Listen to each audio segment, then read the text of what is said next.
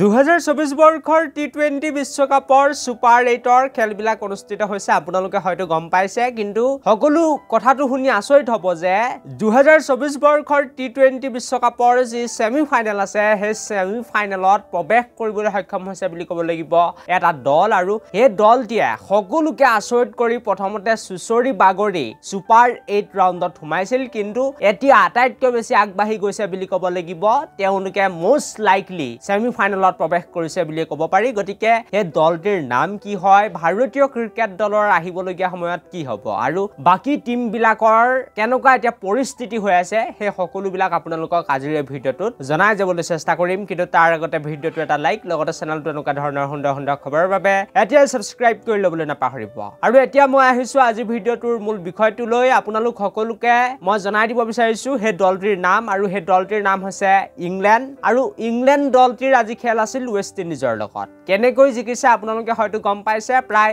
8 উইকেটত খেলখনত জলাহ কৰিবলৈ সক্ষম হৈছে আৰু প্লাস যেটো লাগিছে +1 লাগি গৈছে তেওঁলোকৰ গতিকে বহুত বেছি এতিয়া সবল স্থিতিত আছে বুলি ক'ব লাগিব এই টিমটো কিন্তু প্লাস বহুত বেছি বৰ্তমান সময়ত তেওঁলোকে লগাই লৈছে আৰু যাৰ ফলত এই টিমটো যদি আহিবলগীয়া সময়ত বা বাকি থকা দুখন মেচৰ ভিতৰত কোনোবা এখন মেচত যদি পৰাজিত হৈ যায় হয় বোলে দক্ষিণ আফ্ৰিকাৰ লগত কেনেবাকৈ ইংলেণ্ড হাৰিয়ে গ'ল তেতিয়াও কিন্তু তেওঁলোকৰ বাবে কোনো লোকসান নহব ইউএছএ দলটিকে টিমতে হৰুৱাই দিব গতিকে 4 পইণ্টেৰে এই টিমটো কিন্তু নেক্সট ৰাউণ্ডলৈ এতিয়া যাব পাৰিব হেতু কথা এতিয়া স্পষ্ট হৈ পৰিছে বুলি ক'ব লাগিব তাৰ লগতে আপোনালোক সকলোকে মই জনাই দিব বিচাৰিছো যে যদি কেনেবাকৈ দক্ষিণ আফ্ৰিকা টিমটোৱে গোটেই 3খন মেচ জিকিও যায় তেতিয়াও কিন্তু পাছৰ যেটো 2 নম্বৰ যেটো স্থান থাকিব আসলতে দুটা টিম যাব পাৰিব এটা গ্ৰুপৰ পৰা গতিকে 2 নম্বৰ স্থানটো তেতিয়া ইংলেণ্ড কিন্তু উলাই গুচি যাব এটো একেবাৰে আপোনালোকে কনফাৰ্ম বুলি ধৰিব পাৰে কাৰণ দুখন মেচৰ ভিতৰত ইংলেণ্ডৰ টিমটোৱে বাকি থকা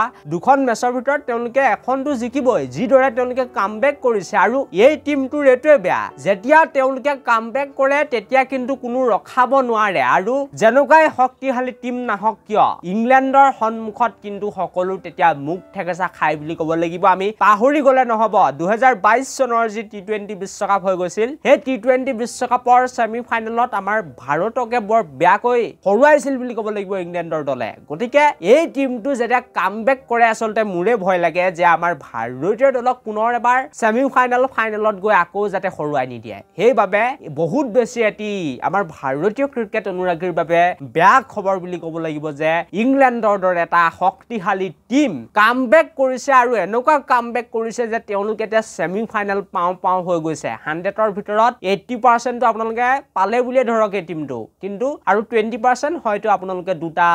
দিনৰ ভিতৰতে গম পাই যাব যে ইংলেণ্ড যাব নে যায় নেক্সট ৰাউণ্ডলৈ কিন্তু অলমোস্ট হয়তো এই টিমটো যাবই যাব এতিয়া কনফাৰ্ম মোৰ মতে হৈ গৈছে তাৰ পাছতে দক্ষিণ আফ্ৰিকাৰ কথা যদি মই ক'বলৈ যাওঁ তেনেহলে এই টিমটোৰ অকমান নেট ৰান ৰেট কমি আছে ইংলেণ্ডতকৈ যদি তেওঁলোকে নেট ৰান ৰেট ভাল কৰে তেনেহলে যাব পাৰিব কাৰণ ৱেষ্ট ইণ্ডিজ এতিয়া হাৰি গৈছে ইউএছএও হাৰি গৈছে আৰু গ্ৰুপ এৰ এতিয়ালৈকে এখনো খেল অনুষ্ঠিত হোৱা নাই মই এই ভিডিঅটো বনাই থকা লৈকে গতিকে দেখাটো লক্ষণীয় হ'ব ইংলেণ্ডটো নেক্সট ৰাউণ্ডলৈ যাবই যাব বাকি তিনটা দল এতিয়া কোন যাব এটো আসলতে দেখাটো এতিয়া ভালকৈ লক্ষণীয় হ'ব আৰু এই ভিডিঅটো মই বেছি দীঘলীয়া কৰিব নিবিচাৰো ইমানটোই আছিল এই ভিডিঅটো এনেকুৱা খবৰবিলাক আপোনালোকে পাই থাকিব thank you for watching this video